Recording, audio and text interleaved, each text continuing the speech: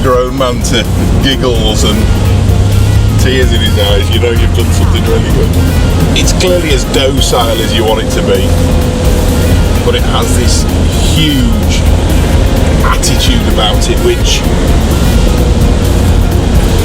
presented correctly, just turns it into something that's absolutely on fire. Phenomenal piece of kit. Produced something that's so far away from the original Defender, but actually still absolutely, completely and utterly Defender. This vehicle isn't a serious vehicle. This is a fun vehicle. This is something that you use on a special day. And creating a vehicle that will put the power to the ground in that manner, with all of that excitement, it really does take some putting together.